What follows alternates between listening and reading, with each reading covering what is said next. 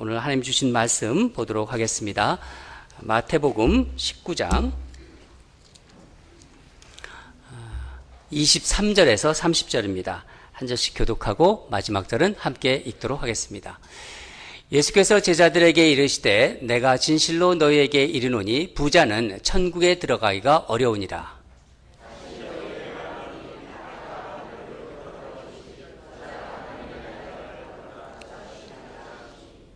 제자들이 듣고 몹시 놀라 이르되 그렇다면 누가 구원을 얻을 수 있으리이까?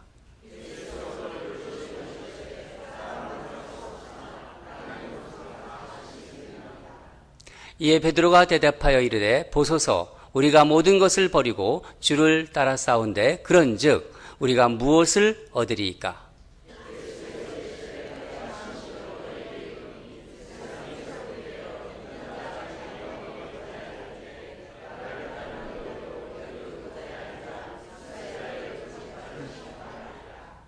또 내 이름을 위하여 집이나 형제나 자매나 부모나 자식이나 전토를 벌인 자마다 여러 배를 받고 또 영생을 상속하리라.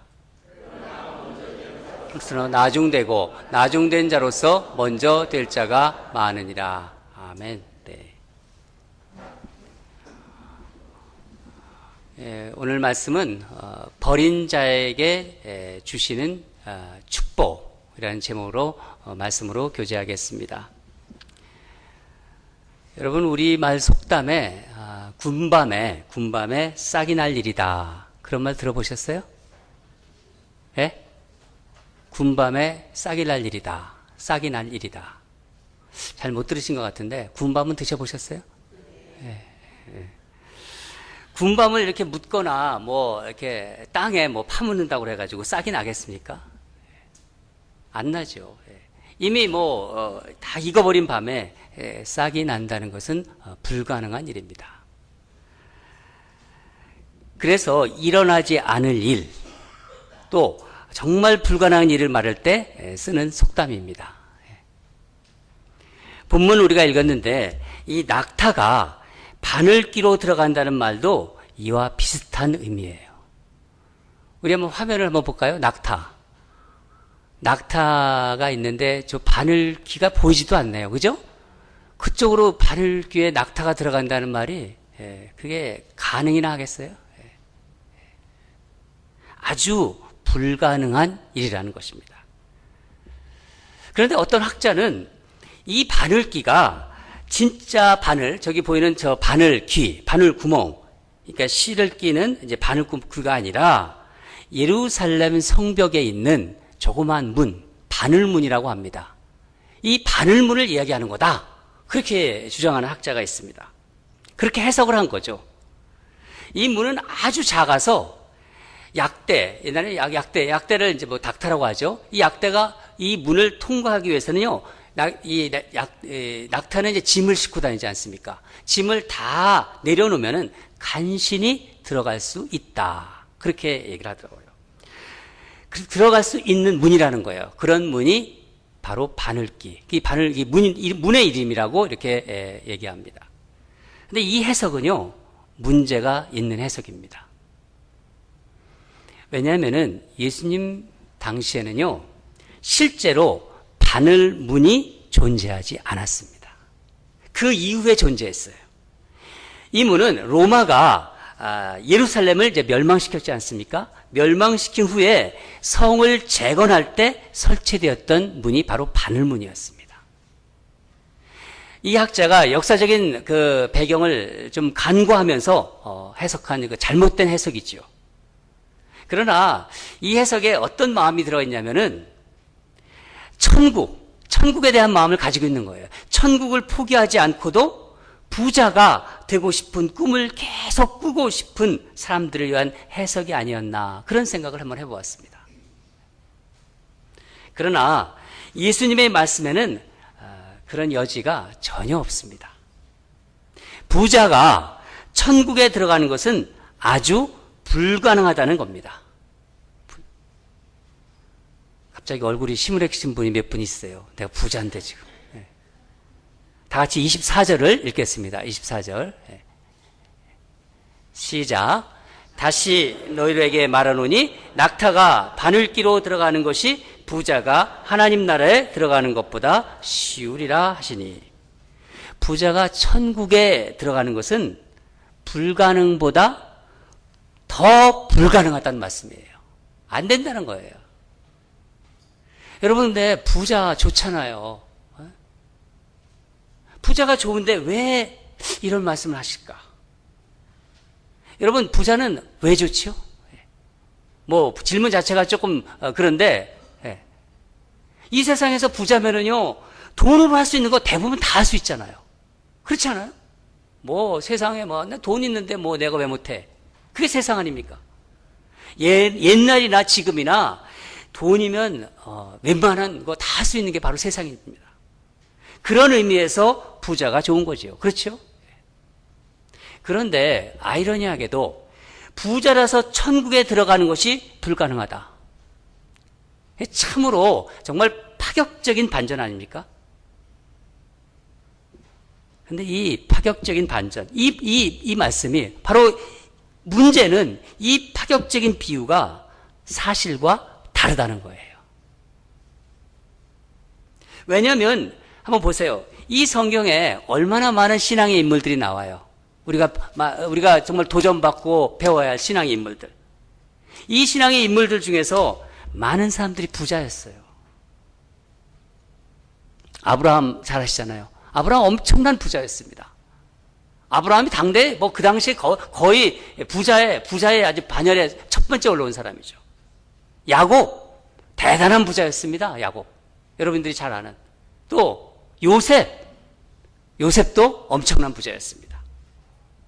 여러분들이 너무나 잘 아는 다윗 둘째 가면 서로예요. 부자로서는요. 다윗의 아들 누구죠? 솔로몬. 아버지의 재산도 이어받아서 부자로서는요, 당대의 최고였어요. 부자로서. 신약에 넘어와서 아리마다 요셉, 부자라고 나와 있잖아요. 그럼 이런 모든 사람들이 하나님 나라를 갈망하는 사람들이었고, 또한 대단한 부자였는데, 그런데 이 모든 이 신앙의 사람들이, 믿음의 사람들이 천국에 들어가지 못했다? 여러분 상상할 수 있으세요? 그럼 우리는 어떻게 되는 거야 도대체? 이 사람들이 천국에 못 들어갔다면. 부자인데. 조금 혼동스러우세요? 게다가 예수님의 이 말씀은 당시 유대인의 세계관을 완전히 뒤엎은 말씀이에요. 왜냐하면 유대 사회에서는요, 부자는 하나님이 주신 축복으로 보았어요.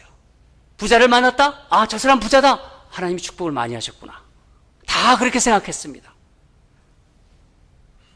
다윗과 솔로몬의 삶이 이런 유대인들의 생각을 뒷받침해주고 있습니다.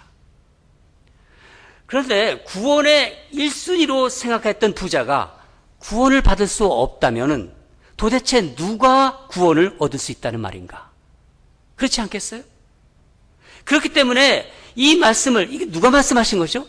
예수님께서 말씀하신 이 말씀을 듣고 있던 제자들이 놀라서 묻는 거예요. 다 같이 25절과 26절을 읽도록 하겠습니다. 시작. 제자들이 듣고 몹시 놀라 이르되 그렇다면 누가 구원을 얻을 수 있으리까? 예수께서 그들을 보시며 이르시되 사람으로는 할 수 없으나 하나님으로서는 할 수 있느니라. 예수님이 대답은 의외로 간단하셨습니다. 사람으로는 할 수 없으나 하나님으로서는 할 수 있느니라. 여러분, 예수님께서는 이 낙타 비유와 제자들과의 이 대화를 통해서 우리에게 천국에 대한 중요한 그 말씀을, 어떤 사실을 알려주고 싶으신 거예요.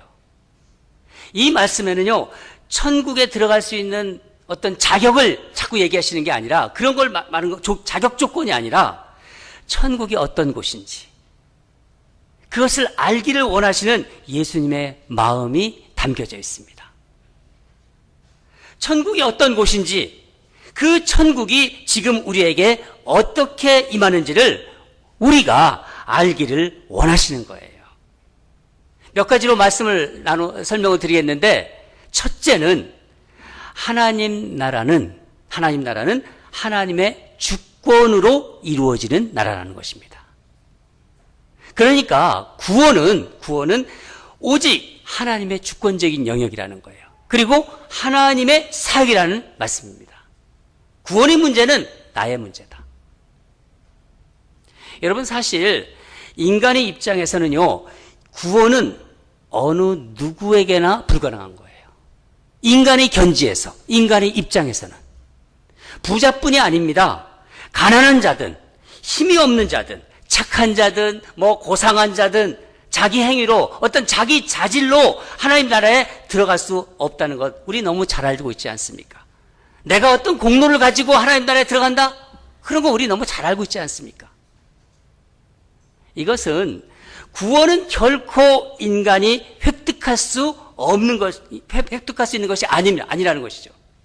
하나님께서 우리에게 뭘로 주세요? 선물로 주시는 것이고, 오직 하나님께서 들어가게 하는 사람만이 들어갈 수 있는 것임을 말씀하고 있는 것입니다.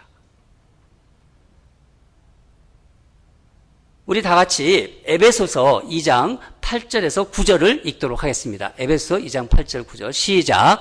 너희는 그 은혜에 의하여 믿음으로 말미암아 구원을 받았으니 이것은 너희에게서 난 것이 아니요 하나님의 선물이라. 행위에서 난 것이 아니니 이는 누구든지 자랑하지 못하게 함이라. 아멘. 네. 두 번째로 천국은 하나님의 주권을 인정하고 그 주권에 순복하는 사람들이 것이라는 거예요. 여러분 앞에서 언급한 아브라함이나 야곱, 요셉, 다윗 등 이 믿음의 사람들은요, 세상 재물을 많이 가지고 있었죠. 그러나 이들은요, 이 재물을 의지하고 산 사람들이 아니었습니다. 재물을 많이 가지고 있지만 이 재물을 의지하지 않았다는 거예요. 이들은 자기가 가지고 있는 재물이 하나님 나라에 들어가게 하는 그 보장이 되지 못한다는 것을 그들 스스로가 잘 알고 있었던 사람입니다. 재물은 하나님이 주신 것이고, 물론 그 많은 재물을 주셨으니까 축복이지요. 축복으로 받지만은 설령 그 재물이 없어진다 해도 하나님을 믿는 믿음을 포기하지 않은 사람들이었습니다. 그래서 그들은 가지고 있었던 것을 떠날 수 있었던 거예요. 많은 재물이 있었지만은 하나님이 떠나라면 떠날 수 있었고, 아브라함 보고 떠나라면 떠났고, 모험할 수 있었던 것입니다. 무슨 말씀입니까? 재물을 버릴 수 있었다는 거예요. 하나님이 주신 것이니까. 하나님이 떠나라면 떠나고, 재물을 놔두고 버릴 수도 있다는 거예요. 버릴 수 있었다는 거죠. 그것은요, 비단 물리적인 것에 국한된 것이 아닙니다. 더 본질적으로 말씀드리면은, 자기를 형성하고 있는, 나를 형성하고 있는 모든 것, 내 생각이 또 나를 형성하고 있죠. 내 감정이 나를 형성하고 있죠. 또 내 경험, 그동안 쌓았던 내 경험, 이 모든 것에 해당된다는 거예요. 이런 것들은. 이에 비해서 우리가 지금 이 본문을 읽었지만 바로 앞에 어떤 본문이 나오냐면은 부자 청년, 이 부자 청년은 그가 가진 재물로 인해서 근심하게 됩니다.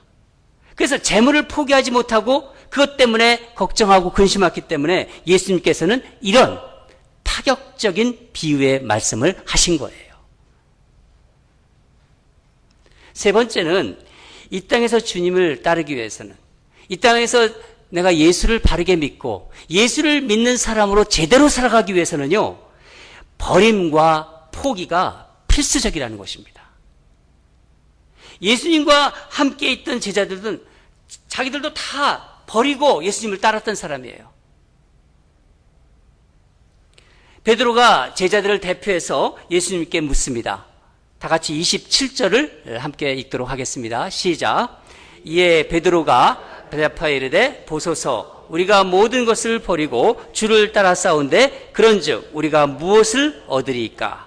28절은 제가 읽도록 하겠습니다. 예수께서 이르시되 내가 진실로 너희에게 이르노니 세상이 새롭게 되어 인자가 자기 영광의 보좌에 앉을 때 나를 따르는 너희도 12 보좌에 앉아 이스라엘 12 지파를 심판하리라.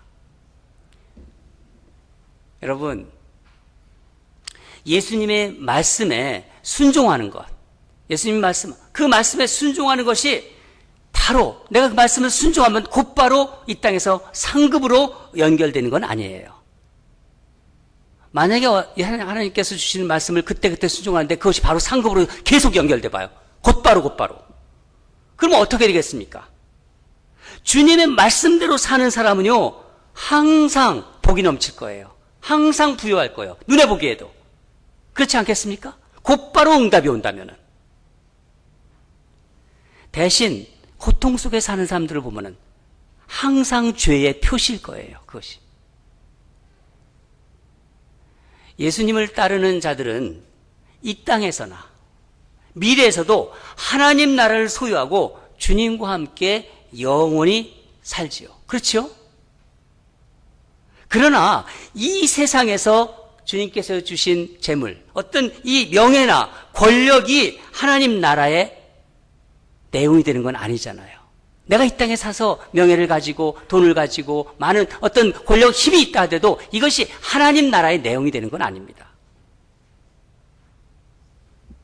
그러나 이 땅에 살면서 이런 것을 기꺼이 포기하면요, 주님께서 이 포기한 것 이상을 주신다는 것. 여러분 그걸 너무 잘 알잖아요. 성경에는 그런 것들이 수없이 증거로 나오고 있습니다. 주님을 위해서 포기한 것, 이런 것, 내가 가지고 있는 명예, 어떤 재산, 주님을 위해서 기꺼이 포기한 것, 그것 이상으로 하나님께서는 풍성히 주신다는 것. 이것 또한 영적인 원리입니다. 우리 다 같이 29절을 읽도록 하겠습니다. 29절 시작. 내 이름을 위하여 집이나 형제나 자매나 부모나 자식이나 전토를 벌인 자마다 여러 배를 받고 또 영생을 상속하리라. 여러분 당시에 이 유대인에게 땅과 가정은 가장 중요한 것이었습니다. 그것은 마치 어떤 삶의 근거이며 터전이었고, 그것을 떠나는 것은요, 어떤 마치 뿌리 뽑힌 나무 같은 그런 생명을 잃은 인생을 의미했습니다. 요즘도 이런 생각은 정도의 차이는 있겠지만 변함이 없겠지요. 사랑하는 여러분, 예수님을 따르는 사람들이 반드시 거쳐야 하는 인생 과정은 바로 이런 버리는 일입니다. 내가 예수님을 믿고 있다. 나는 그리스도인으로 바르게 살고 싶다. 그런 분들은 바로 그 인생 과정에 이런 버리는 일이 거쳐야 된다는 겁니다. 많이 가진 자, 그 많이 가진 것을 믿고 의지하고 자랑으로 삼는 것에 익숙한 사람들이 천국에 들어가기가 어려운 까닭이 바로 여기에 있는 것이에요. 많이 가진 것을 자랑하고 그것에 너무나 익숙하고 그것을 믿고 의지하기 때문에 천국에 들어가기가 어려운 까닭이라는 것입니다.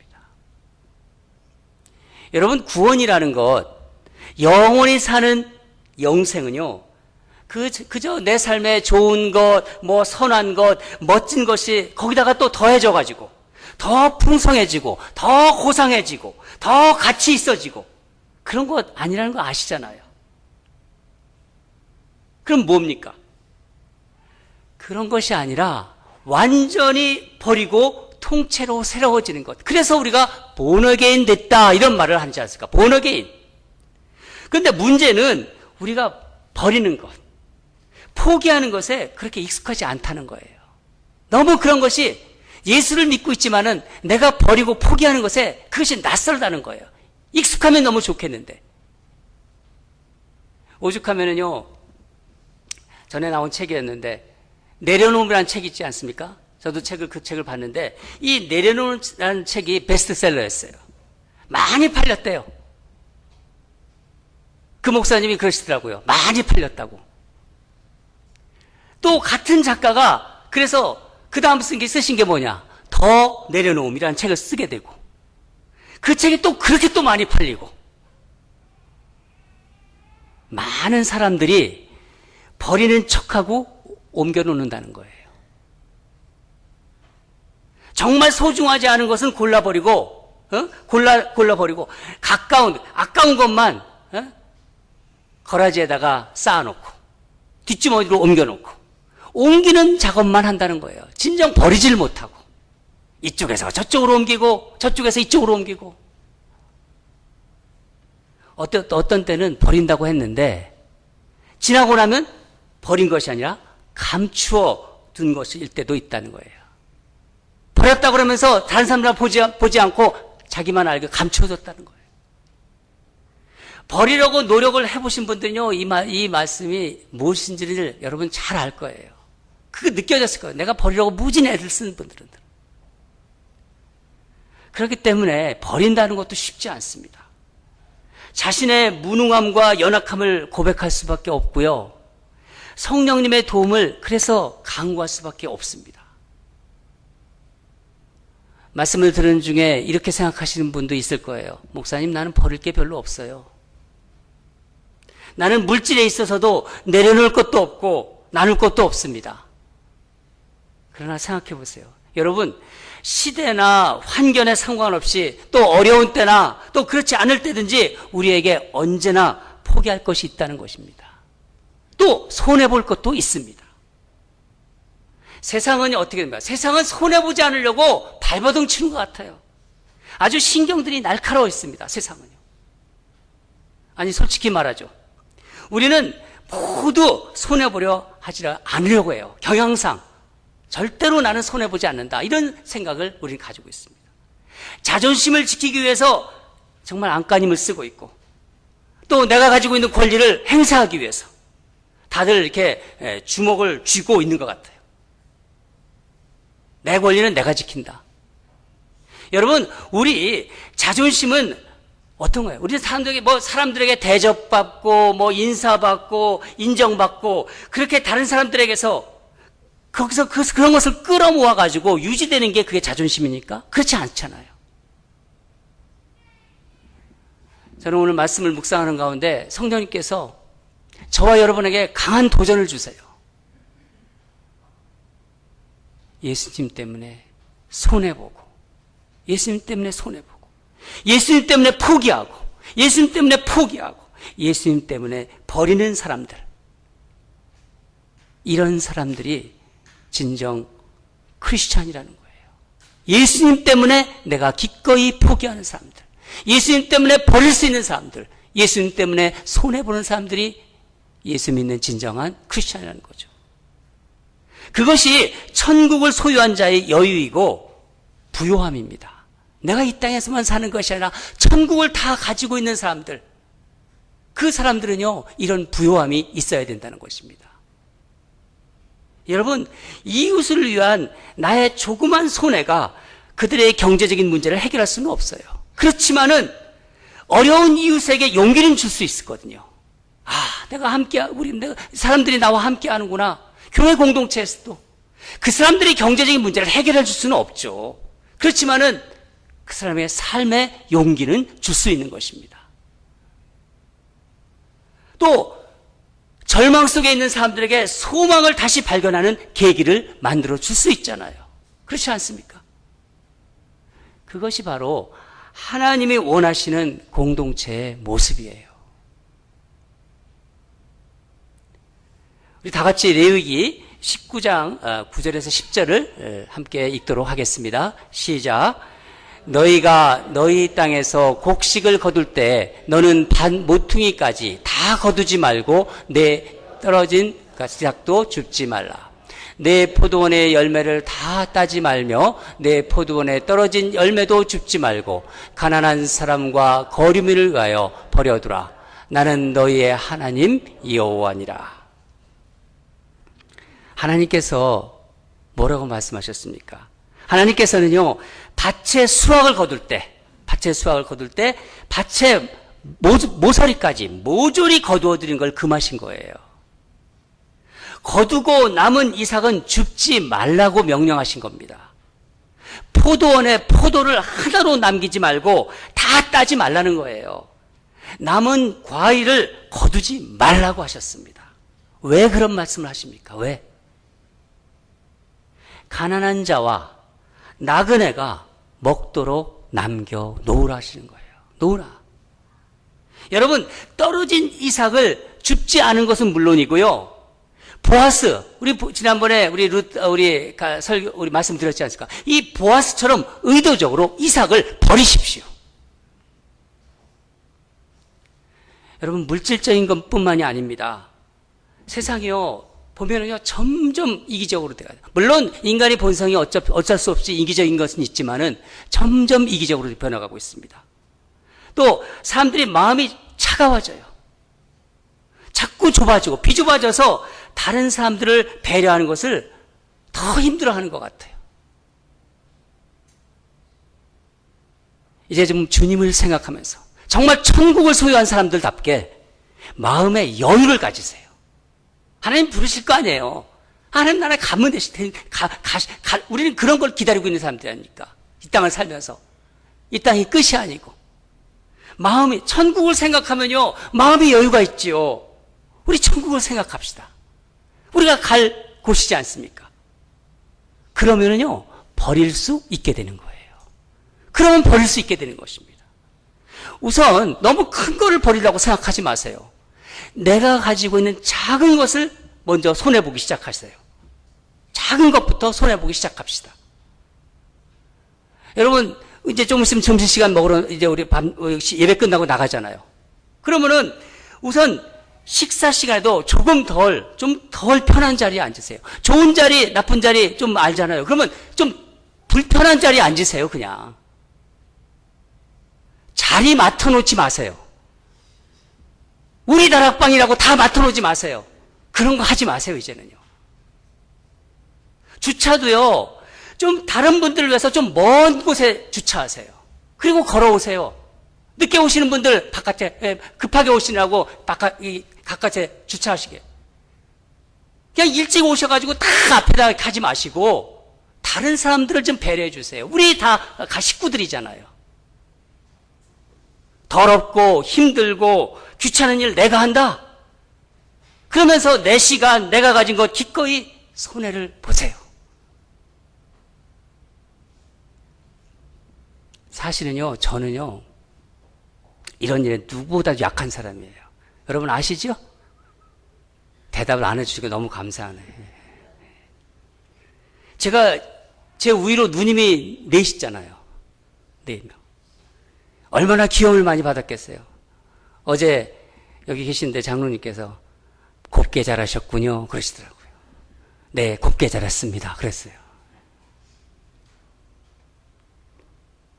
하지만요, 저도 노력할 거예요.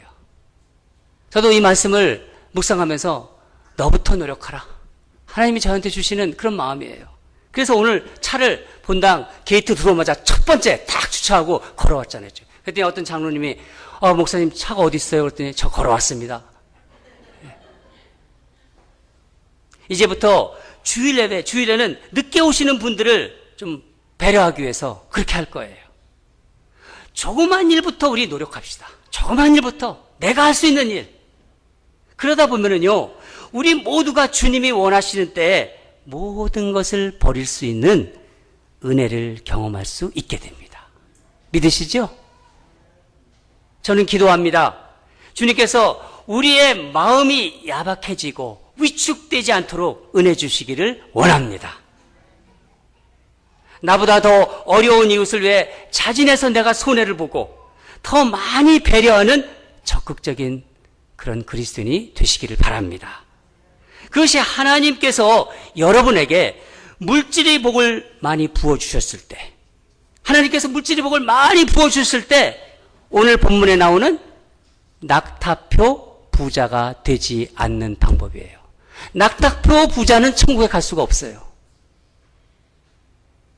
그래서 제가 연습하라고 하는 것입니다.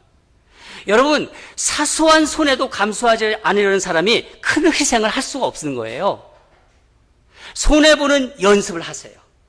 이 땅에서 손해보는 연습하세요. 하나님이 알고 계세요. 다른 사람을 위해 마음 놓고 손해볼 수 있다면, 내가 정말 다른 사람에게 아무 불편함 없이 마음 놓고 손해볼 수 있다면요, 그것이 믿음이고 그런 사람이 사는 곳이 천국이에요.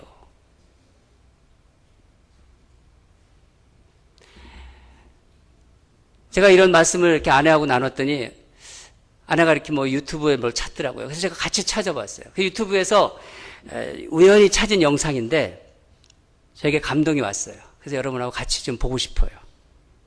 그래서 담아왔습니다. 함께 우리 이 영상을 보도록 하겠습니다.